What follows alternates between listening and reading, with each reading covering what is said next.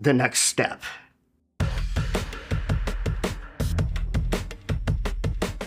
So Radiant's working on a 1 megawatt portable nuclear microreactor that can be mass produced. And the reason it's 1 megawatt is if we made it much larger, you could not easily ship it around on a truck, and you could certainly never put it in a big transport aircraft. So the size of the thing we're working on, we can do both of those things. And what we want to do is make 50 reactors per year so that we get really, really efficient at doing it. And having it be fully portable means you can actually do mass production the first time ever. Gives you the highest reliability, the lowest possible cost of construction, right? Just from learning by doing, getting a high rate of production. And when you have a portable nuclear reactor that's this size, we can send it to literally anywhere in the world. And then also very cool, it can just come right back. So the customer, they can have clean nuclear power, last for years, and not have any nuclear fuel on their site. It stays in the system and we just bring it back and handle it for them. I'm Isaiah Taylor. I'm the founder and CEO of Valor Atomics. Valor Atomics is making thousands of nuclear reactors for heavy industrial power. So data centers, metals electrolysis, and making abundant clean hydrogen. And we'll actually use that hydrogen bonded with CO2, and we can actually make all of the hydrocarbon fuels that currently power the world. I've been thinking about this company for a long time, basically since I was 12 or 13. I grew up thinking about nuclear energy around the breakfast table. My great-grandfather was a nuclear physicist on the Manhattan Project. I knew my great-grandmother for a long time, and we used to just sit down, over breakfast and talk about the Manhattan Project and Oak Ridge and the story of nuclear energy. So I spent a long time thinking about it, and I wanted to know, why did nuclear not scale to be the major power source for the world? And I spent a few years trying to answer that question. I think it's a technology question, it's a politics question. And, I think I formatted the company in a way that solves all of the critical problems with it, and it's going to allow us to actually scale for the first time. I'm Julie DeWall. I'm the co-founder of Antares. At Antares, we're building microreactors, small ones that can go after critical infrastructure for largely military use cases, but also commercial off-grid use cases. I'm Jordan Bramble, CEO and founder here at Antares. I previously worked in the White House at the Office of Management and Budget, and I have a lifelong passion for physics and complex systems. Well, the single biggest thing I learned is how the federal budget process works and how large government acquisition programs are led.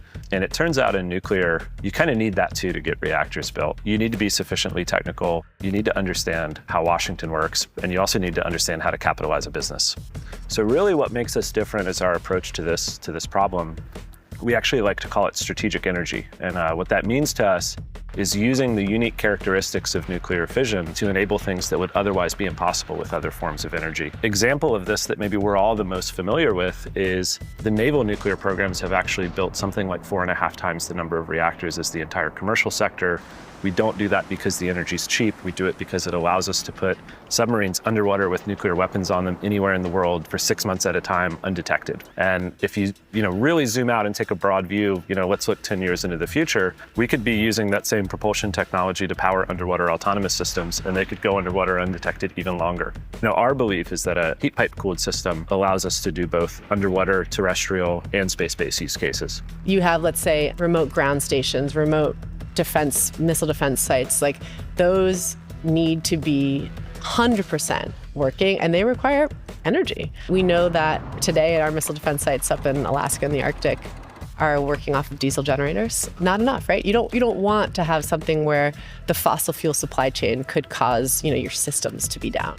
These are really important, and I think, deterrence and having your systems at the ready, people know that there are no holes to poke in it. That's exactly what the military is looking for. My name is Brett Kugelmass. I'm the founder and CEO of Last Energy, and we develop micronuclear power plants for the heavy energy intensive industries such as factories and data centers. We deliver on-site to our customers to serve in a plug-and-play manner.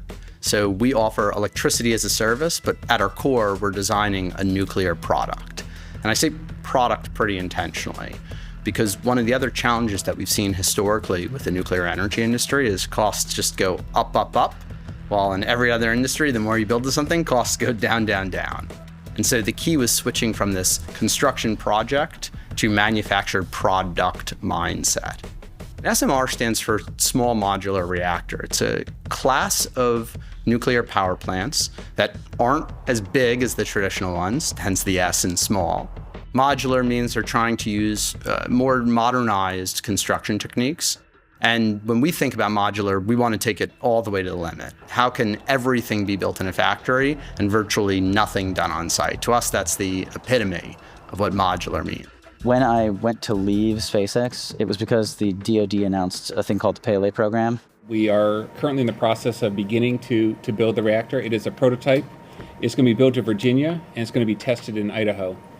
And the prototype is never going to leave Idaho. But the Department of Defense has to decide if it wants to build more nuclear reactors in the future.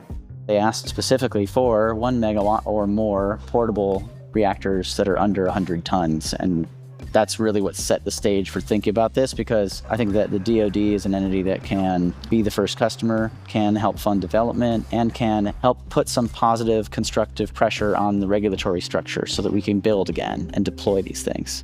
So a lot of aspects of the design are frozen by like, what does that one major customer want? And then we went from that point to figuring out that actually there's a bunch of interesting commercial customers. There are these like remote villages and like remote mining operations that in Canada and Alaska and other places that could be supported. And so then we went, well, what if we pool all of those customers and mass produce? That's the basic framework for how we got to what we're focused on now.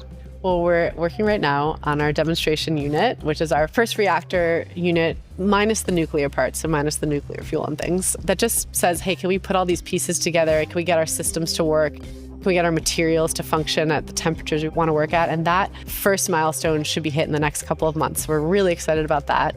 And I think that just proves ourselves as a team, right? Being able to work together, build with a cross-discipline team, something that is net new. Granted, all of the materials we work with have been used before, but this sort of combination of it is a new thing. And so we're really excited about this demonstration unit.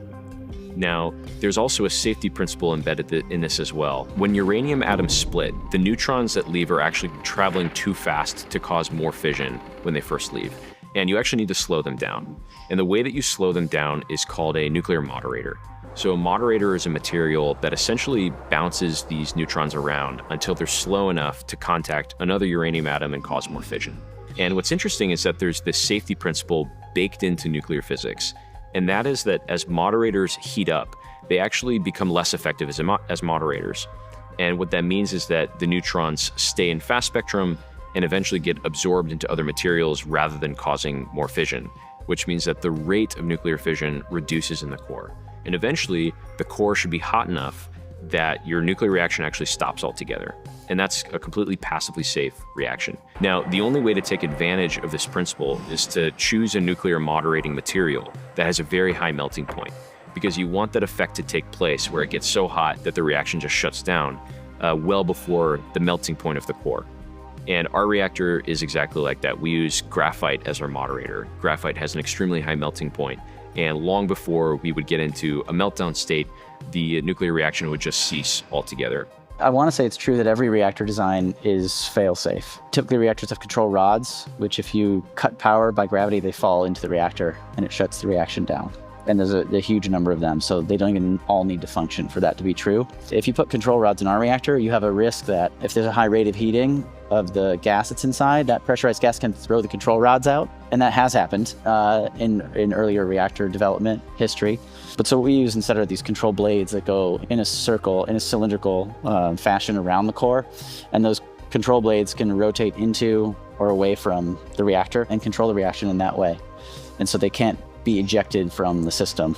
And then in our design, if you heat up the fuel and the graphite in the system, it will also naturally reduce the reactivity and shut itself down, like render the reactor subcritical.